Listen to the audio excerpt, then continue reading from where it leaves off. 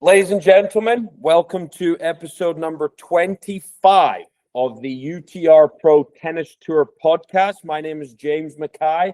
I'm the Director of Player and Collegiate Development at UTR Sports. As you know, the UTR Pro Tennis Tour is the go-to tour for rising tennis professionals across the world.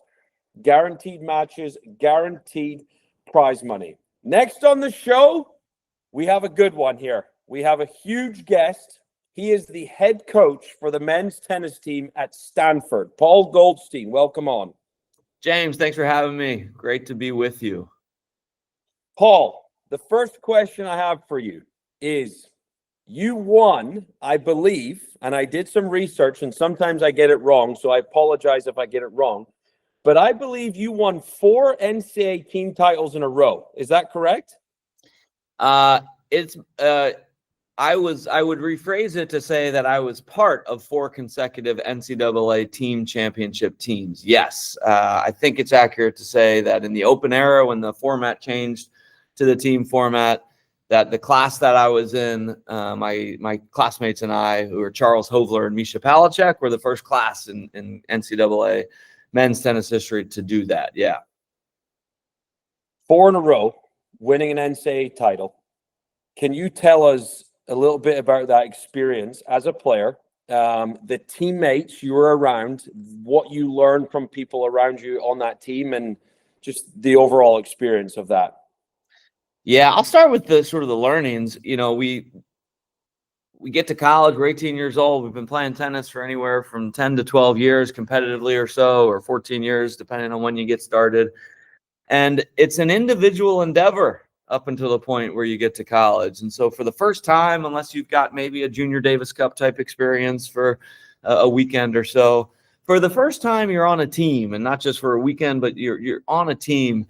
And so it's an adjustment. And it's one of the most enjoyable, exciting, but significant adjustments that you make from going from junior tennis to collegiate tennis. And I think, you know, I love to listen to John Isner, who had lots more success than I did in professional tennis, and all the success he had at the Grand Slams and playing at the highest levels of the game. He still talks about his collegiate tennis experiences being some of the fondest memories he had while on a tennis court. And I feel the same way, because you're part of something bigger than just yourself. You are invested in other people's success the same way you're invested in yourself. I'm telling you, if you're playing a match and you win a singles match, but your team loses, you feel the same way as if you had lost that match. It's just, you feel part of something that is bigger than just yourself. It's not only your teammates, it's the school that you're representing, it's the coaches that you're representing, it's your classmates. I mean, some of my fondest experiences playing collegiate tennis were when my friends who weren't on the tennis team would show up at matches, would fly from Palo Alto, San Francisco, California to Athens, Georgia to support us at the NCAA tennis tournament, and spending time with those guys. You just feel like you're part of something more, and it has a different level of intensity. It has a different level of fulfillment. I think when you have success, it has a different level of disappointment when you don't achieve what you hope to achieve. It's just really unique in our sport and special and just deeper and richer, I'd say. And so I was really fortunate being part of 4 really wonderful teams. And so my freshman year, you come in as a freshman and, you know, you don't know what to expect. And there's a blissfulness, a benefit to that naivete, if you will. And so I just came in as a freshman, and I was in a situation where the year before I arrived, Stanford had lost in the NCAA finals in a 4-3 match. Came down to the last match. It actually came down to the last set. And a guy who I love, who I was excited to be a teammate with, was a sophomore the year prior to me getting there. His name is Jeff Salzenstein, and it came down to his match, the last match, and he lost a match, tough circumstances. Incidentally, he lost to a guy named Johnny Leach, whose son now is playing for us at Stanford, which is really, really neat. Wow. So Jeff lost that match. And so I came in as a freshman, and, you know, a lot of that year was around, like, let's do this for Jeff. Like, let's give him the chance to put him in that situation again, and let's do this as a team. So our freshman year went great, and our team went undefeated. We had some really close matches and everything, but the team went undefeated. We got to the NCAA finals in Georgia, played Ole Miss, a team with Mahesh Bhupathi and Johan Hede and Ali Hamida, and a really good team. And we won sort of comfortably in the finals and got that title for Jeff. My sophomore year, anyway, members of that team were guys like Jeff Salzenstein, Scott Humphreys, and I came in together. Scott turned pro after 1 year at Stanford. Ryan Walters started my next year. Let's see, Grant Elliott, Ricky Becker were on those teams. Jim Thomas, who was a doubles partner of mine as I got out on tour. So those are the guys who sort of made up that team my freshman year. Sophomore year, mostly the same group. You substitute in Ryan Walters for, for Scott Humphreys, who ended up going pro after 1 year. My sophomore year, we had a good year, obviously, but it wasn't as dominant as the year before. We were undefeated the year before. My sophomore year, we lost to UCLA 3 times during the course of the regular season. Team led by Justin Gimelstob, Sherjan Muskatirovich, Eric Tano, Heath Montgomery, Matt Breen, really, really strong team. And we lost them 3 times heading into the NCAA tournament. In the semifinals of the NCAA tournament, Ricky Becker was down 5 match points, five team match points, came back and won that. We play UCLA in the finals. We're 0-3 against them throughout the course of the year. We think we need the doubles point. We lose the doubles point. We're down 1-0 heading into singles, and we reeled off 4 straight singles victories to sort of upset UCLA in the final. So that was sophomore year. Junior year was a bit of an overhaul. Jim Thomas, Ricky Becker, Jeff Salzenstein, all those guys graduated. But we got Jeff 2 national championships before he ended up graduating. And then Mike and Bob Ryan came in my junior year for their freshman year. And we had 2 wonderful years with Mike and Bob, won the NCAA team title both years.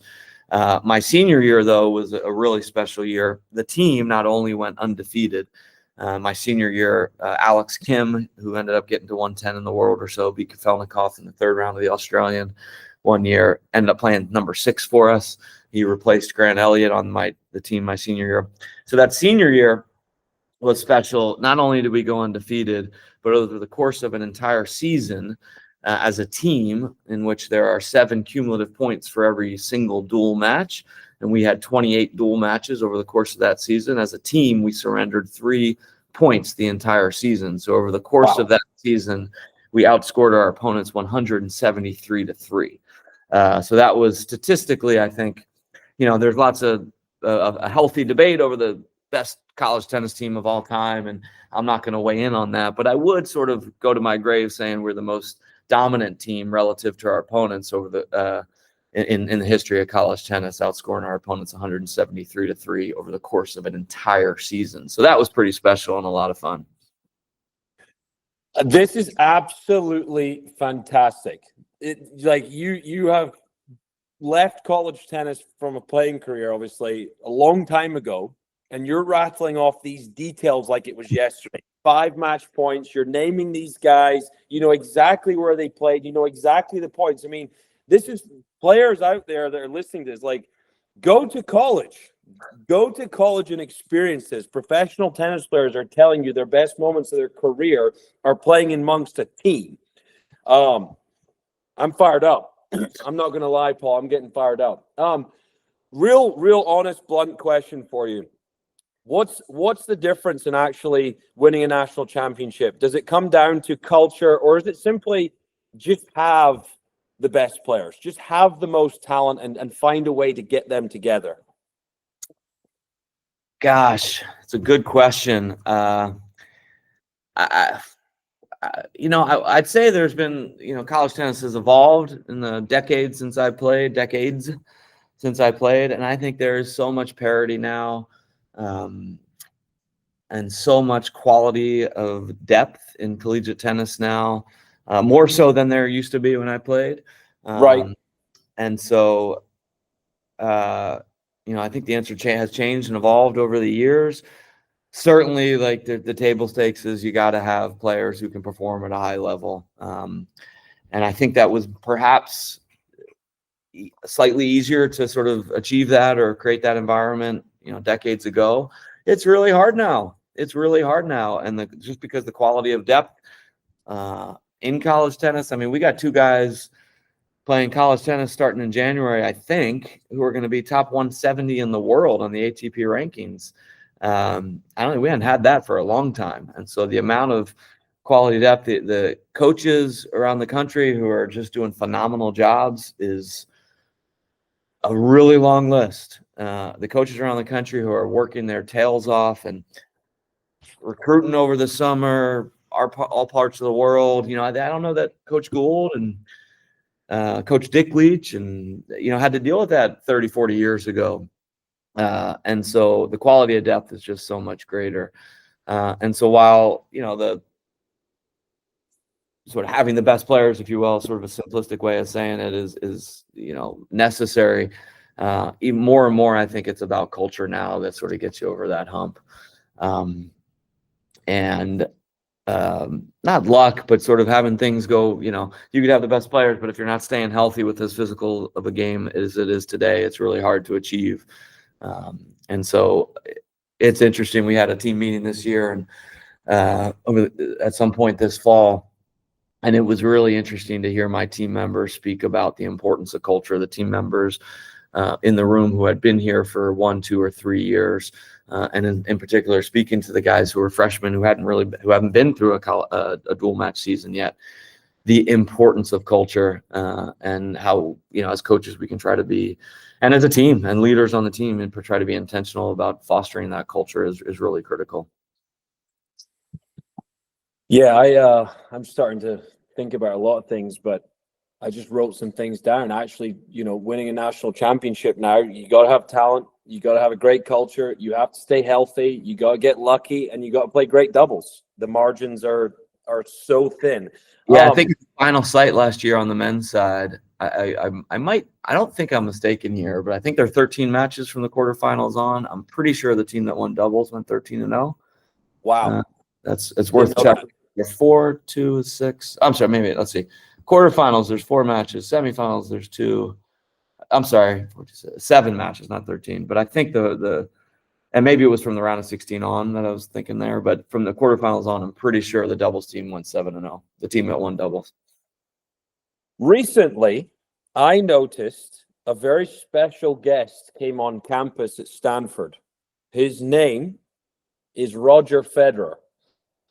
What can you tell people listening? What was it like to have him there around your guys? And is there anything you can share knowing him or players on your team that obviously know him? What's he like? What's he like now? What's he doing? And maybe why, obviously he was a phenomenal tennis player, but why he did what he did in the game? What can you share? Yeah. So I've been really fortunate to have had opportunities to interact with Roger now on a handful of occasions. And I can genuinely say I'm more impressed with him as a human being than I ever was as a tennis player. And he's a phenomenal tennis player. And I am just blown away at him as a person. And I've now had, and it's been consistent every time I've had the opportunity to interact with him that he's blown me away. It's incredible. And I'll give you some examples. He went through a stretch in his career where he really didn't have a coach. And a friend of mine, Mary Jo Fernandez, would travel with him a fair amount. And I don't even think she would say she was his coach, but she would sort of, at a time he didn't really have a coach, she was with him a lot. And so she spent a lot of time with Roger. And one of the things she would say about him is, like, obviously he's had, tons of these incredible wins and achievements, right? But he did have a handful of losses, not many, but he did lose. And when he lost, it happened to be more often on a big stage. And so there were some Wimbledon finals that came down to the, a point here, a point there that he didn't lose. And after the match, his team, the people who support him, coaches, physios, family, you name it, are devastated for him because they care so much about him. Devastated. And Roger's the one going around the room cheering everybody else up. He's the one that lost, but he's the one cheering everybody else up. And the way he would describe that is, you know, I knew I did everything I could to prepare myself for that match. I was prepared. I went out and played freely, and, you know, yeah, I got close, and I lost a point here, a point there was the difference, but I did everything I could. And so I can sleep well at night knowing that I did everything I could to prepare. I was free when I went out there, and yeah, I might have been able to execute a little better on a point here, a point there. But to have that level of, I'm going to use this word, contentment. And I don't want anyone to confuse content with being satisfied, because he is one of the more competitive people you'll ever meet. He's not satisfied, but he just has this ability to know that he did everything he could, and he's satisfied with that effort. And if the results didn't go quite the way he wanted on that one occasion, they might go the right way the next time. And so that's one thing that just blew my mind. Another experience was I'm having lunch with him one time, and he's like, and he said, Paul, you know, did we ever play over the course of our career? And I was like, no, Roger, you know, we didn't. But man, we practiced together one time at a tournament. He's like, oh yeah, really? Where was that? And I said the word Adelaide, and he, without skipping a beat, I don't even think he had time to blink. Oh yeah, 1999, I lost to Jens Knipschild there. And recall, like, I didn't get to hit with Roger once, so of course I'm going to remember when I had the opportunity to hit with Roger. And he's played, what, 2,000 matches over the course of his career, and all I did was say Adelaide, and he remembered the court, the year, who he lost to at that tournament. The recall was insane, and there were a couple other experiences or interactions I've had with him where his recall was the same, or it was similar to that just blew me away. We had an experience where, gosh, and just how generous he is with his time. I've seen him in situations where he's done an event, maybe a clinic for folks.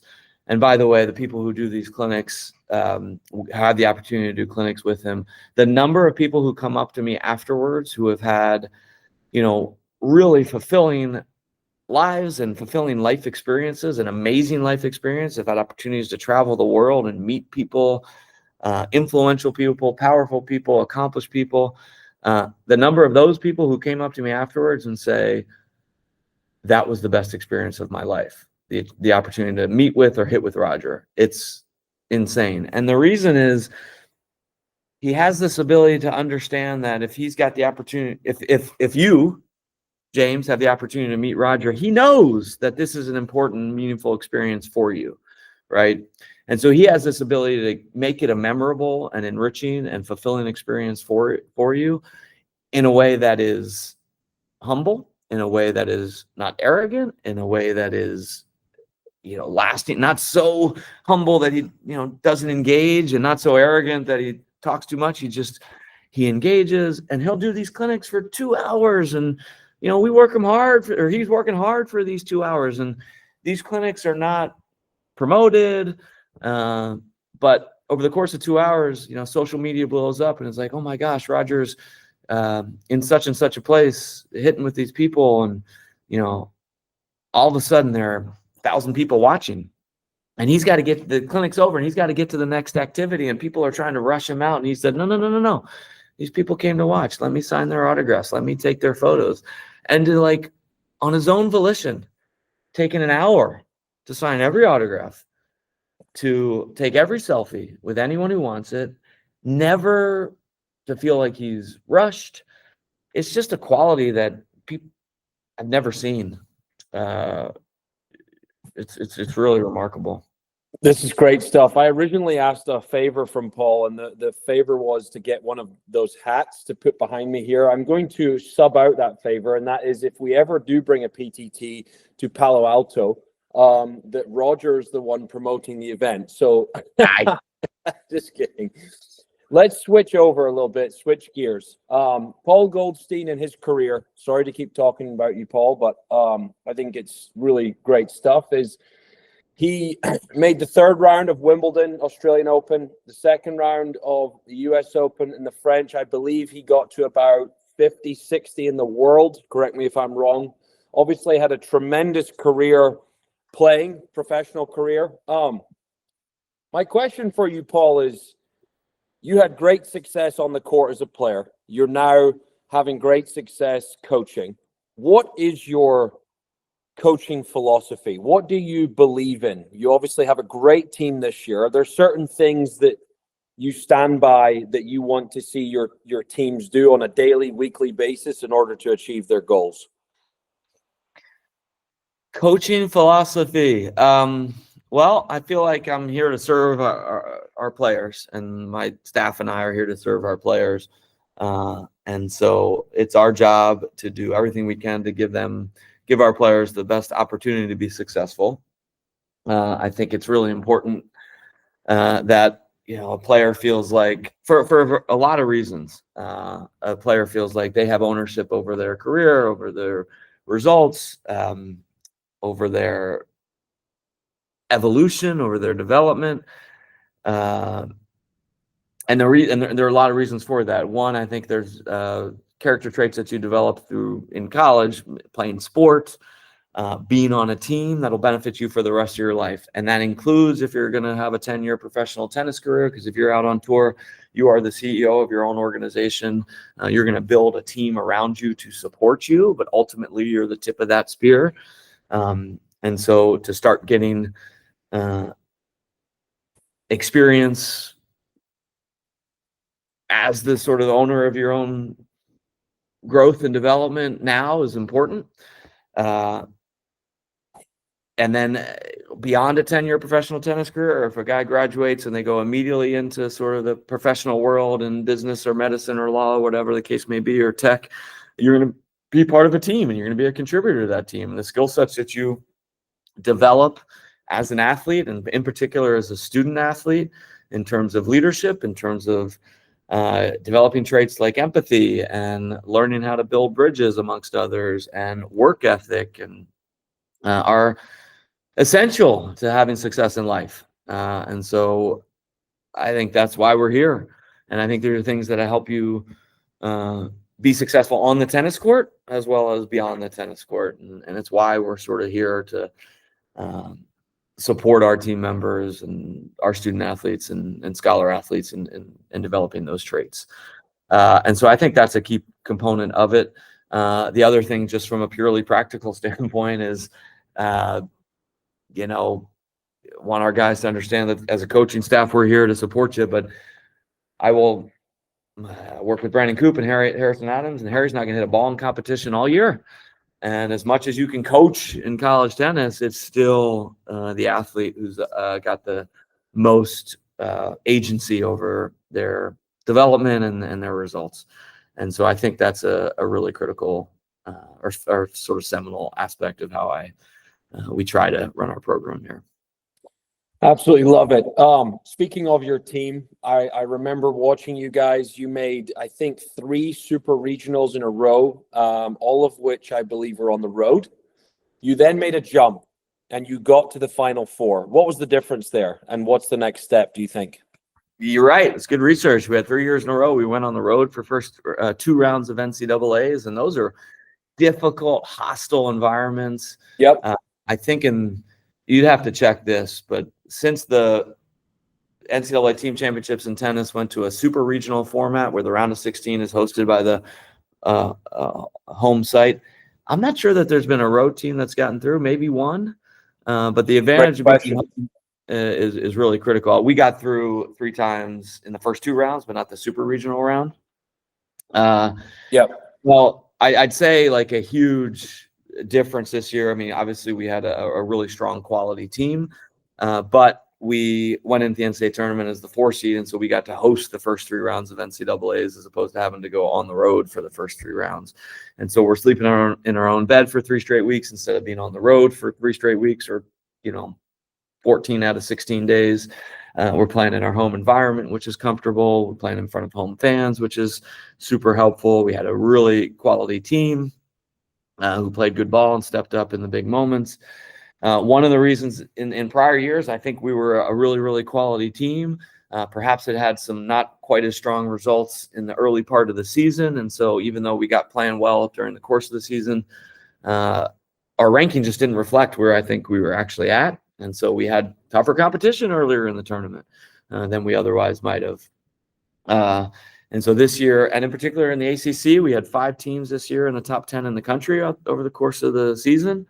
In years prior, we were in the Pac-12, and I think those Pac-12 teams were all really quality teams, in particular by the end of the year. But the way the rankings worked out, maybe the Pac-12 teams in the beginning of the year didn't have such great results playing non-conference. And so, when we get into conference season and SC's playing UCLA and Stanford and Cal and Oregon and Washington, the years of the Pac-12 in conference play, we might have been ranked, 12 to 15 and 16 and 22. And so we're beating up on each other, but we're not really advancing in the rankings all that much.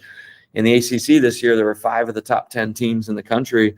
So when we're playing Virginia, it's 4 versus 5, and Wake, and it's 4 versus 8. And if you lose that match, it doesn't hurt you all that much. And if you win, it helps a ton. And so we were all just able to stay highly ranked, and that really helps in being able to be high enough ranked to host those rounds of the NCAA tournament. So that was really critical.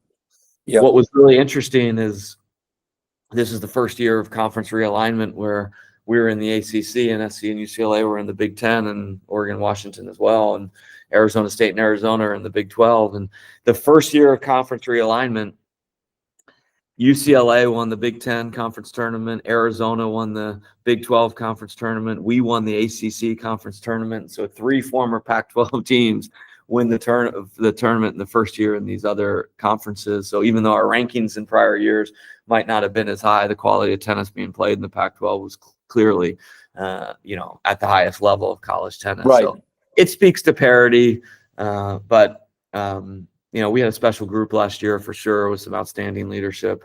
And I think more than anything, and being able to host is probably the big difference. For sure. It really doesn't give you much flexibility, I think, now with and I am a favorite. I don't know if you're a fan of the super regional. I do think it's good for college tennis, but it doesn't give you much flexibility in scheduling. You take a couple losses or you're injured at the start of the year, like it really can hurt you. And going into a super regional environment and winning is incredibly tough. Just a couple more questions for you, Paul. I really appreciate your time.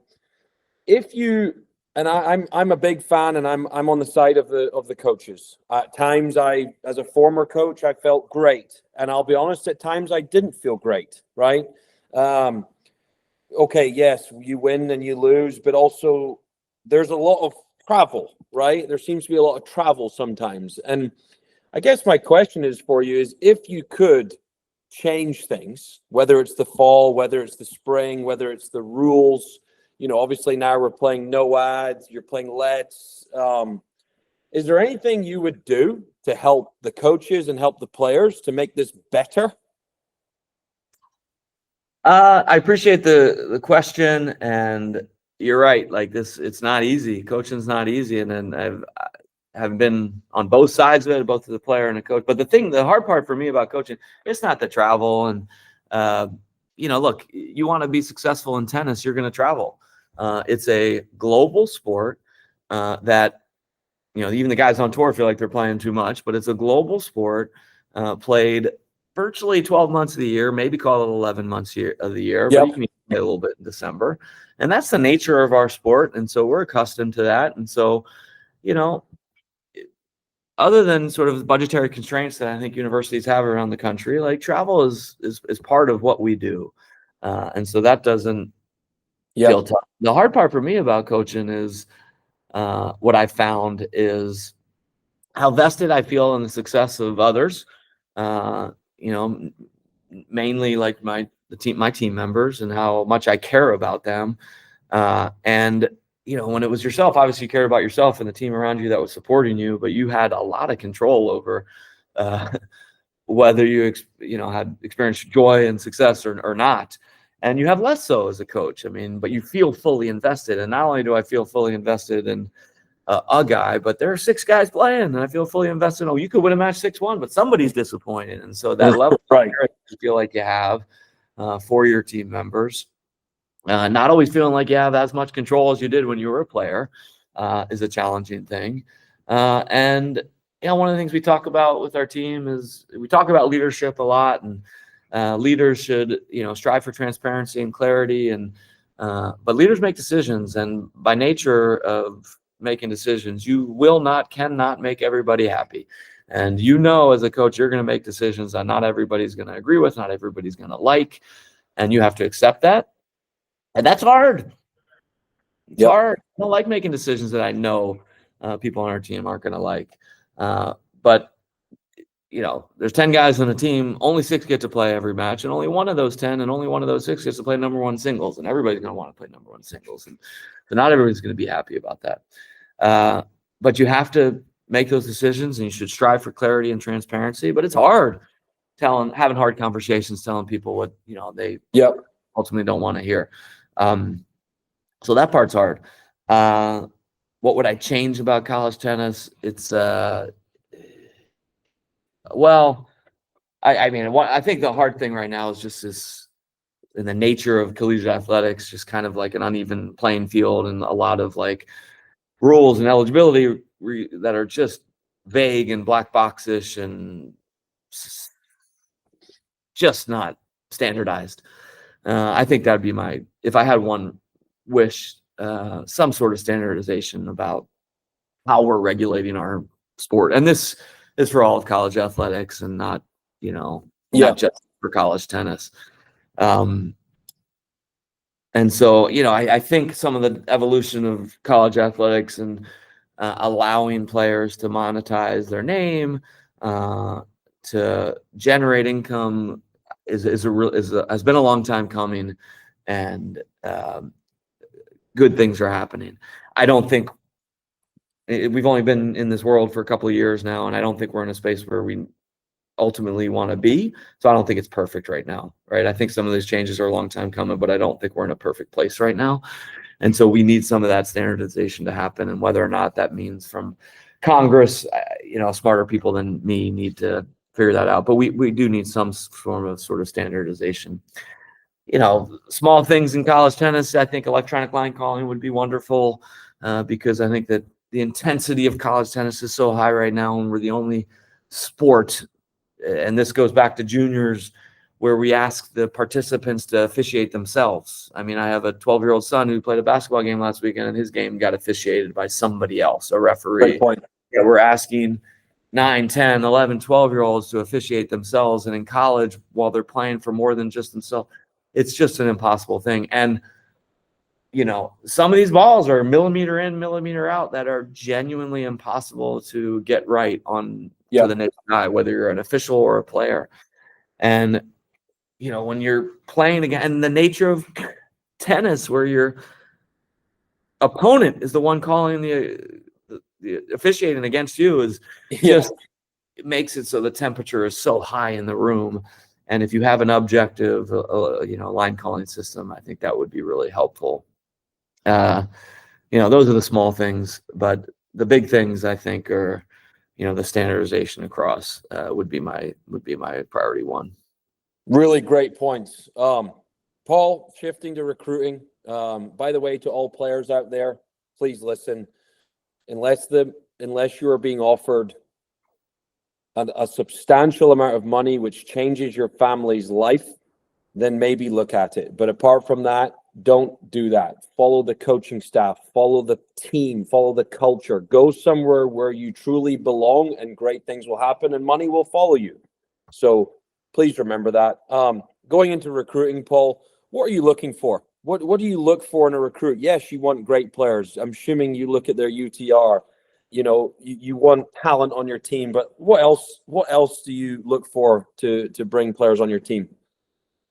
Yeah, well, some of the practical things around this place is we're looking for, obviously, the best players in the country, in the world, who are viable admission candidates for Stanford University. It's a strong academic school, and so clearly there's a excellence that needs to be pursued, both on the tennis court as well as academically.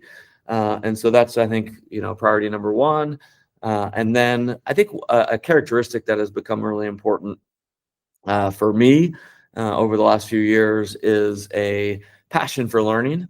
And, we'll start talking to kids maybe at 16, 17 years old, but it's 2 years down the road before they're playing on the team, and 4 or 5 years down the road before they're, maybe an upperclassman and making and continuing to contribute to the team, I guess I'd say. And so a lot is going to happen in the 2 years that they might commit to a school before they get there, and the 4 or 5 years before they're like, a leader on the team. And so a lot's going to happen, a lot's going to change. But people who have a passion for learning, I think, maintain well over that time. People who have a passion for continuing to get better. And so those are some character traits that we try to Love that. assess, but it's hard. It's hard. And as much as you try as hard as you can to watch a competitor or student athlete play as much as you can in the recruiting process, get to know them and their family as much as you can in the recruiting process.